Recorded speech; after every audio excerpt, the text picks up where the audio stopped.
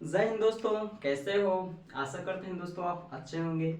आज दोस्तों मैं आपके सामने एक ऐसे महापुरुष की स्टोरी बताने वाला हूँ, कहानी बताने वाला हूँ, जिनको सुन के दोस्तों आप भी अपने जीवन में कुछ प्रभाव डालोगे, प्रभाव पड़ेगा भी दोस्तों, है ना। इनकी कहानी बहुत अच्छी है। मैं टोटल आपको इसमें बताऊंगा कि कैसे इनका बचपन बीता, किस कारण से इन्होंने अपना गृह त्याग किया और कहाँ गए, कैसे ज्ञान की प्राप्ति हुई, मैं आपको टोटल इसमें जानकारी दूंगा। और वीडियो थोड़ा सा इंटरेस्टिंग भी होने वाला है क्योंकि इसका पूरा जीवन परिचय हम इसमें देखने वाले हैं। तो आइए दोस्तों हम स्टार्ट करते हैं। स्टार्ट करने पर थोड़ा सा मैं आपसे रोजाना की तरह बताना चाहूँगा कि आप हमारा अगर यूट्यूब चैनल पर नए हैं तो चैनल को हमारा जरूर सब्सक्राइब करें और बेल आइकन को प्रेस करें। चलिए दोस्तों हम स्टार्ट करते हैं। दोस्तों हम बात करें गौतम बुद्ध की, तो इनका जन्म 563 ईसा पूर्व में हुआ था। नेपाल में लुम्बिनी नामक कपिलवस्तु में इनका जन्म हुआ था। इनके पिताजी का नाम शुद्धोधन था, जो कि शाक गण के मुखिया थे। शाक गण था इनके, वो मुखिया थे। इनकी जो माता का नाम था महामाया था। ठीक है, महामाया या कहीं कहीं महादेवी भी मिल जाता है। दोस्तों इनका जो इनकी माता है उनका इनके जन्म के इनके 7वें दिन बाद इनकी माता का देहांत हो गया था। अब जैसे उसका देहांत हो गया तो इसके जो है पालन पोषण के लिए तो कोई नहीं था। तो इनके जो पिताजी थे शुद्धोधन, उन्होंने दूसरा विवाह किया। प्रजापति गौतमी नाम था उसका। तो उसकी सौतेली माँ जो प्रजापति गौतमी थी, उसी ने जो है इसका पालन पोषण किया। और ये जो प्रजापति गौतमी थी, ये जो है बुद्ध की मौसी भी थी। ठीक है, ये बुद्ध की मौसी भी थी। अब दोस्तों टाइम ऐसा चलता है, फिर कुछ ऋषिगण आते हैं और वो ऋषिगण जो है हाथ देखते हैं और बच्चे को देखते हैं, तो राजा से कहते हैं कि ऐसा है महाराज कि आपका जो पुत्र है ये राजपाट नहीं करेगा, ये सन्यासी बनेगा। और सन्यासी भी कैसा कि इसके ज्ञान से पूरा संसार को जो है ज्ञान मिलेगा, पूरे संसार को ये ज्ञान देगा, ऐसा कुछ कहा। तो राजा ने कहा कि भाई ऐसा नहीं होना चाहिए क्योंकि मेरे पास एक ही बच्चा है, उसको राजपाट करना है ना, ये राजपाट कहाँ जाएगा। तो उन्होंने कहा नहीं, ऐसा कुछ भी नहीं होगा। फिर टाइम दोस्तों बीतता जाता है, कुछ दिन और व्यतीत होता है। तो फिर उस राजा ने कहा कि भाई क्या करें, मुझे टेंशन हो रहा है कि मेरा बेटा राजपाट नहीं करेगा। तो टेंशन तो हो रहा है। तो उन्होंने कहा ठीक है, अगर आपको ऐसी बात है तो हम आपको उपाय बताते हैं कि आप इस बच्चे की शादी कर दो। तो उस सिद्धार्थ की शादी 16 वर्ष की अवस्था में उसके पिताजी ने कर देते हैं, कर दिया। और उसकी जो वाइफ थी जिनका विवाह हुआ, तो उनका नाम यशोधरा था। वो अति सुंदर थी, बहुत ज्यादा ही सुंदर थी, गुणवान भी थी। क्योंकि उस टाइम के राजा थे, अपनी लड़कियों को भले ही पढ़ाई की शिक्षा तो खैर दें कि ना दें, पर संसारी शिक्षा बहुत देते थे, क्योंकि हो सकता है भविष्य में उनको भी राजपाट करना पड़ सकता है। तो मतलब ऐसे उनके पास संस्कार अच्छे थे और वो लड़की संस्कारी भी थी यशोधरा। दोस्तों शादी होती है, अपने बहुत अच्छे से इनका टाइम चलता है, ऐसे ये महल में रहते हैं, एंजॉय करते हैं, अपना खेलते पीते अपना आराम से। क्योंकि राजा के लड़के थे तो इन्हें कोई दिक्कत वैसे भी नहीं थी, आराम से इनका जीवन यापन ऐसे ही चलता है, कोई दिक्कत जाती नहीं है। फिर जैसे जैसे दोस्तों टाइम जाता है, तो टाइम जाते हुए कुछ दिन बाद ये कहते हैं कि भाई हमको अपनी पत्नी से कहते हैं कि हमको एक शहर घूमना है। इनके पत्नी को पहले बता दिया गया था कि आपके ये जो सिद्धार्थ है ये राजपाट नहीं करेगा, या सन्यासी के लिए है, तो आपका हम इसलिए विवाह किए हैं कि आप इसको कंट्रोल में रखें। तो उसको पहले से पूरी जानकारी थी इस चीज़ की।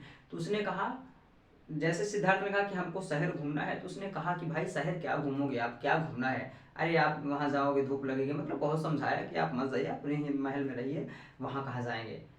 पर अब कहते हैं ना, उसके मन में तो वैराग्य था, है ना, उसे तो ज्ञान लेना था, ज्ञान देना था। क्योंकि होनी तो होनी होती है भाई, कुछ भी उसको कुछ भी करो तो नहीं टल सकती है। तो जो है सिद्धार्थ नहीं मानते, और ठानते हैं कि हम घूमने जाना है। जब ये बात इनके पिताजी के चला कि वो जाने के लिए मतलब घूमने के लिए तैयार होते हैं, तो उसके पिताजी ने क्या किया, पूरे शहर को सजवा दिया कि भाई ऐसा हमारा बच्चा आ रहा है, उसको किसी प्रकार का ऐसा ना हो कि मतलब राज के बाहर क्या होता है, कैसी दुनिया है। तो ऐसे ही करवाया गया, जहाँ जहाँ उसको जाना था तहाँ हर जगह जो है अच्छे से सफाई करवा दिया गया, और जो भी सजावट वगैरह सब कुछ लगवा दिया गया। और यंग आदमी उसके सामने खड़े करवाए गए, मतलब खड़े करवाए किए गए, क्योंकि उसको ये भी ना पता चले कि जो है जिस तरह वो था सेम उसी प्रकार जो है पूरी नगरी को सजाई गई। जाता है बुद्ध, टहलता है, इसके साथ जो सारथी था, जो इसका रथ चालक था, उसका नाम था चन्ना, उसको साथ में लेकर के जाता है। तो जैसे कुछ दूर तक जाता है तो अब होनी तो है, उसको कौन टाल सकता है। वहां से एक बीमार व्यक्ति आता है। तो बुद्ध जी पूछते हैं भाई चन्ना से कि मंत्री ये बताओ ये व्यक्ति कौन है। तो उसने कहा कि महाराज राजकुमार, ये एक व्यक्ति है, जिस तरह के हम हैं उस तरह का ये भी है, लेकिन गरीबी और अस्वास्थ्य ने इसको बीमार बना दिया है। तो बुद्ध जी ऐसा सुन करके उनको लगा कि भाई ऐसा भी होता है क्या, हम तो बहुत हम तो कभी दिक्कत नहीं जाती, हम तो महल में रहते हैं, क्योंकि उनको बाहरी दुनिया कुछ अनुभव ही नहीं था। ठीक है, वहां से रथ लेकर के आगे चलते तो एक बूढ़ा व्यक्ति आ रहा था। एक बूढ़ा व्यक्ति आ रहा था। तो उसने कहा कि भाई बुद्ध जी ने कहा कि भाई अब ये क्या है, ये बूढ़ा व्यक्ति कैसे है, कैसे चल रहा है। तो उन्होंने कहा कि राजकुमार या महाराज, एक समय इसका भी था कि ये भी हमारे जैसे यंग था, आज समय पलटा है और ये जो है बूढ़ा हो गया है। तो उसने कहा क्या हम भी ऐसे हो जाएंगे। तो मतलब सिद्धार्थ ने कहा क्या क्या हम भी ऐसे हो जाएंगे क्या। तो उस चन्ना ने कहा कि हाँ, सब कोई ऐसे होता है।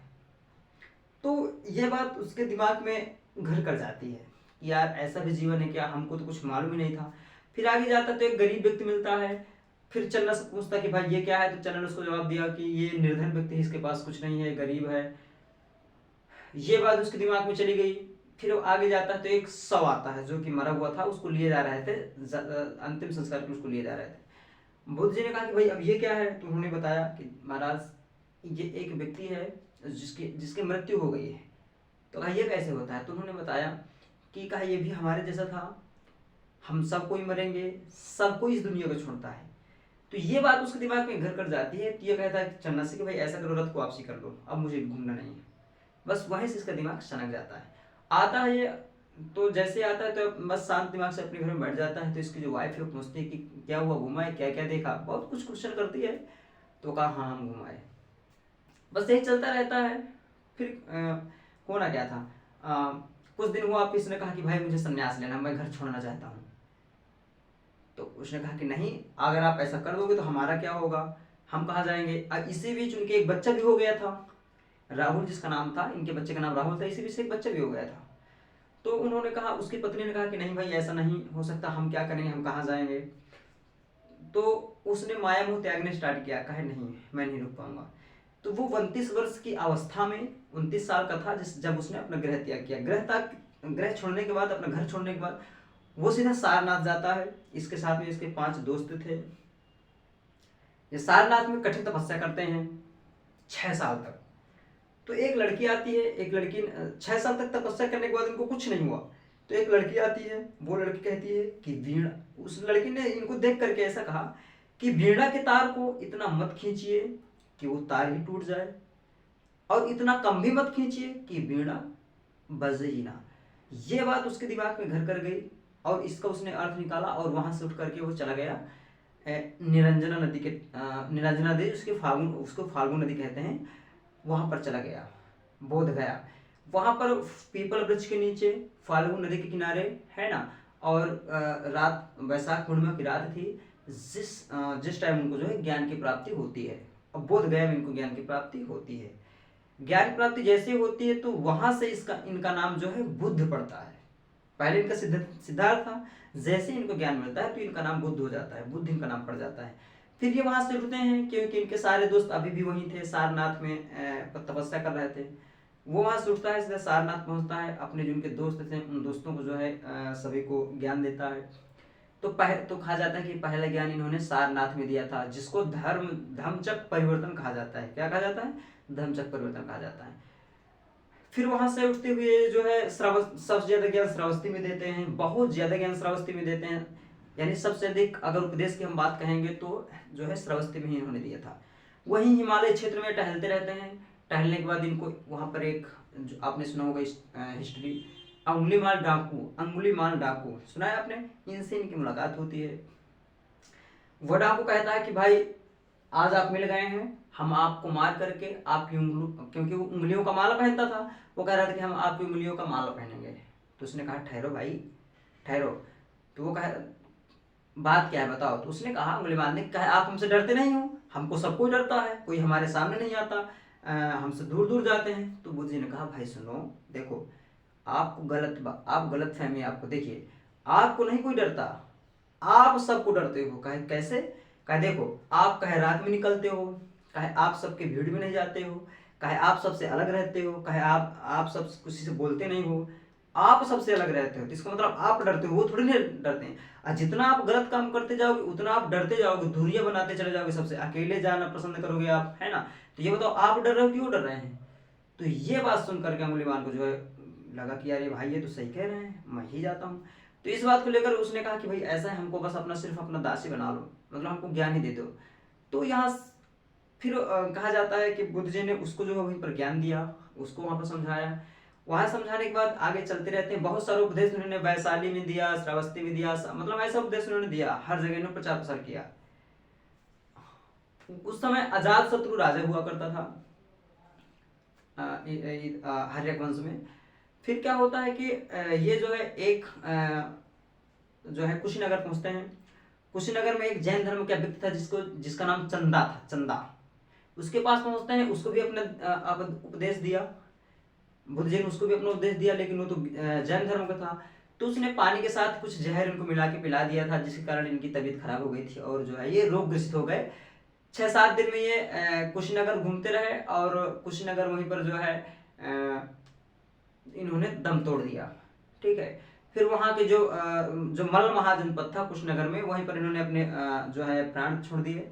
इनका अच्छे तरीके से वहाँ पर दाह संस्कार किया गया। तो इनकी मृत्यु होती है 483 ईसा पूर्व में। इनके दो शिष्य थे, एक का नाम आनंद था, एक का नाम वासव था। तो आनंद के कहने पर ही इन्होंने जो है सबसे पहले 2 महिला बौद्ध धर्म में 2 महिलाओं को शामिल किया था। एक तो गौतमी थी और दूसरी थी आम्रपाली, इनको दोनों को शामिल किया था। दोस्तों टाइम इन्होंने 4 आर्य सत्य भी दिए थे। 4 आर्य सत्य में इन्होंने बताया था कि संसार दुखों से भरा है, सभी दुख का कुछ ना कुछ कारण है। पहले तो कहा कि संसार दुखों से भरा है, फिर कहा सभी दुख का कुछ ना कुछ कारण है, फिर कहा कि दुख का जो सबसे बड़ा कारण है वो इच्छा है, और फिर इन्होंने लास्ट में कहा कि इन इच्छाओं से जो है, इच्छाओं पर हम नियंत्रण पा सकते हैं। सही बात है भाई, इच्छाएं ही दुख का कारण बनती है। जिससे आप जितना उम्मीद करते हो उन्हीं से जो है आपको टेंशन होता है और जो है दुख होता है। अरे भाई उम्मीद नहीं रहेगी दुख नहीं रहेगा। आज आप अगर किसी से बात करते हो ना, तो उससे भी आप उम्मीद रखते हो, आशा रखते हो, यही सब टेंशन हो जाता है ना। तो उम्मीद बहुत दुख का कारण बनता है। टाइम चलता रहा दोस्तों, बहुत सारे संगीत, इसके बाद जो है चार संगति होती हैं, बहुत संगतियां 4 होती हैं निर्धारित समय पर। जैसे इनकी मृत्यु होती है तो पहली संगति 483 में बुलाई गई, 383 में दूसरी संगति बुलाई गई, 255 में तीसरी बुलाई गई और प्रथम शताब्दी में चौथी बुलाई गई। ऐसे करके इनकी संगति 4 होती हैं। हर संगति पर बड़े बड़े राजा महाराजा आते हैं, और क्योंकि इनका प्रचार प्रसार होता है। फिर प्रथम लास्ट की जो संगीति थी, उस संगीति के बाद जो बुद्ध धर्म था 2 भागों में बढ़ गया था, एक हीनयान और एक महायान। तो हीनयान वाले जो थे वो तो बुद्ध का ज्यों का त्यों उपदेश मानते थे, जैसा था वैसा ही बुद्ध का सेम टू सेम बुद्ध का ही चलाते चले आ रहे थे। लेकिन जो महायान वाले थे उन्होंने थोड़ा सा परिवर्तन करना स्टार्ट कर दिया था। ठीक है, तो उन्होंने परिवर्तन किया, फिर महायान भी आगे जा करके टूट गया, वज्रयान शाखा में टूट गया, है ना। तो ऐसे करके जो है ये भी मतलब पतन होता रहा, क्योंकि यहाँ पर भी कहते कुछ और थे, और करने कुछ और लगे, क्योंकि हर टाइम बदलता है और आदमी जो है उल्टा सीध आते जाते हैं, करते रहते हैं। तो इस तरह इनका भी इस धर्म का भी धीरे धीरे पतन होना स्टार्ट हो गया। ऐसे जाके इनका जो है पतन हुआ। तो ये दोस्तों कुछ हिस्ट्री रही गौतम बुद्ध की, जो कि बहुत ज़्यादा आपको सुनने में अच्छा लगा होगा। काफ़ी दोस्तों इनके अपने जीवन में बहुत कुछ, अरे भाई महल को छोड़ना बहुत बड़ी बात है। आजकल लोग अपने घर तो छोड़ नहीं पा रहे हैं, परदेश जाने तो उनको दिक्कत जाती है, तो उन्होंने कठिन तपस्या किया। ऐसे दोस्तों इन्होंने अपना जो है घर त्याग किया। दोस्तों कैसा लगा हमारा वीडियो? अगर थोड़ा सा भी अच्छा लगा हो तो चैनल को हमारे जरूर सब्सक्राइब करें और बेल आइकन को प्रेस करें, ताकि अगर हम कोई वीडियो बनाए तो आप तक सबसे पहले पहुंच सके। तो मिलते हैं नेक्स्ट वीडियो में, तब तक के लिए जय हिंद।